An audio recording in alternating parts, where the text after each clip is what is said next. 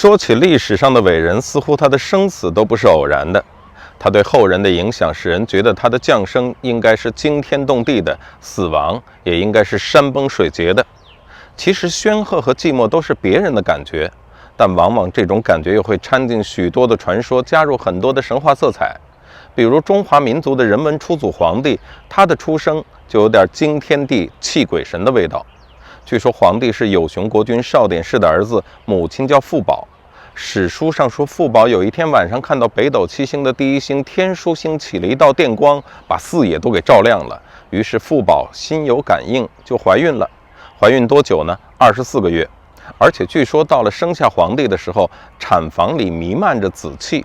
等到皇帝长大了，多高呢？身高过9尺，长相更是奇特，是和目龙嗓，日角龙颜。什么是和目啊？就是上下眼眶平正又细长，古代认为这是圣贤的相貌。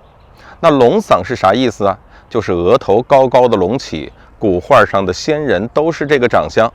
日角呢，就是额头中央左右两眉毛正中间的上方，如果这个部位高耸有气势，上插发髻，就会被认为有帝王之相。龙颜就是说有帝王的容貌。所以你看皇帝的出生就跟常人不一般，咱普通人在娘肚子里啊也就待10个月，皇帝是24个月。咱出生的时候连灯泡都不带闪一下的，而皇帝呢是紫气弥漫啊。那真的是这样的吗？后世的人也没有亲眼见过啊。但为什么古人要这样记录呢？我们想一想看，在一个黑暗的晚上，只有微弱的星光闪烁，北斗星比较明亮，忽然绕着它起了一道清白的电光，四野通明。这是什么景象啊？这是在告诉人们皇帝在暗淡的古代史上的地位啊。我想还应当有霹雳一声雷，因为他惊醒了中国文明。所以皇帝在精神上也应该与常人不同，长相上自然也应该和普通人不一样，所以就说他和目龙嗓，日角龙颜。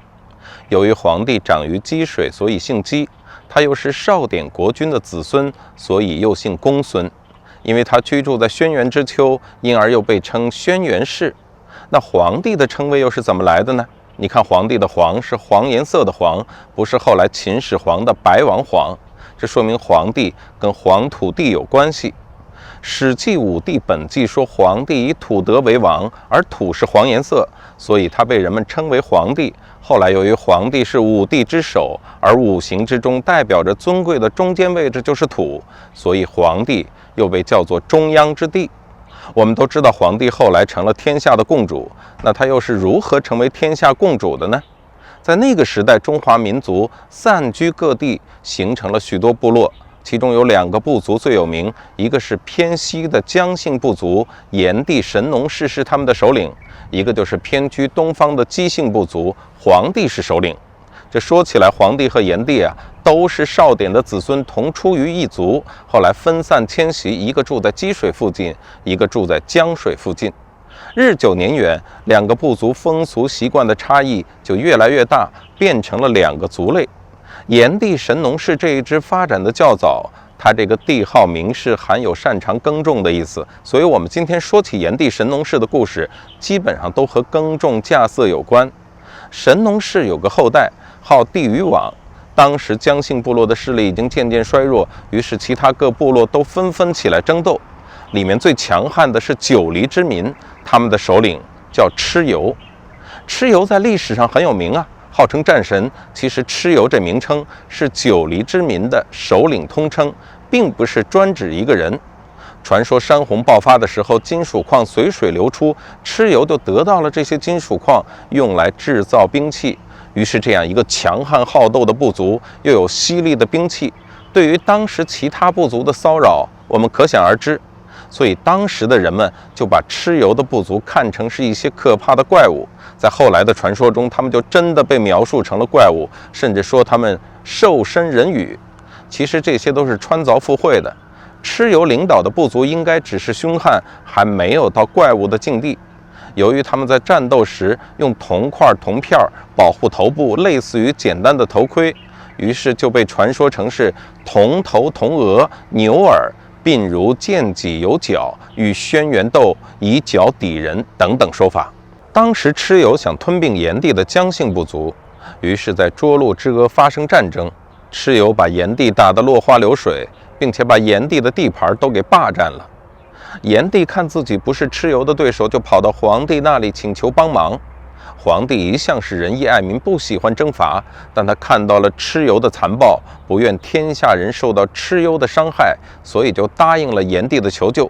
他开始北渡大河，穿过王屋山，先征服在蚩尤附近归附蚩尤的姜姓部族，在阪泉之野经过3次大战，终于打败了蚩尤。所以我们会发现，皇帝并非只有文德，他的武功方面应该也很厉害。据说他教熊皮貔貅出虎，训练猛兽，利用它们作战。据说车也是皇帝发明的，他也利用车战。他还有一种厉害的武器，就是弓箭，所谓衔木为虎，掩目为视。这在当时对于蚩尤来说，的确是一种很可怕的新式武器。皇帝的武功在涿鹿之战达到了最高峰，此战彻底消灭了蚩尤，于是天下的诸侯呢，就奉皇帝为天下的共主。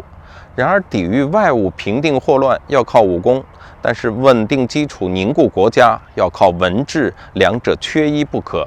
没有文治，武功就会成为泡影；没有武功，文治也无从树立。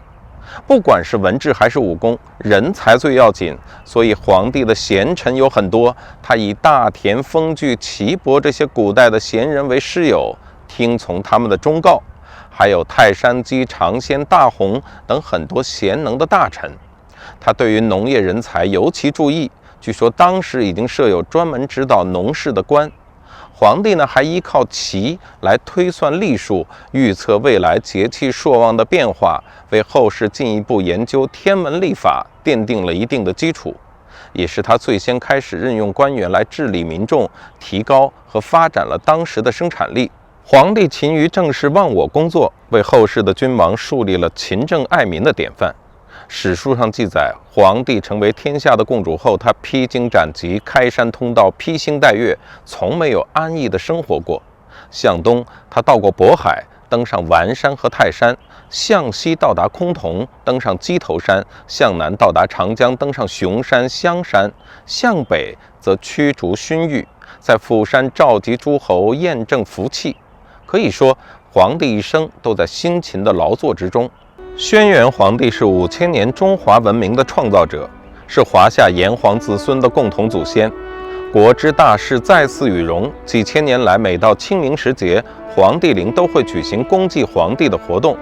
今年4月5日清明节，在陕西皇陵将会举行壬寅年清明公祭轩辕皇帝典礼。让我们一起见证中华文明的亘古传承。正所谓赫赫始祖，无华照造，昼掩四眠，月娥和号。聪明睿智，光披霞荒，见此伟业，雄立东方。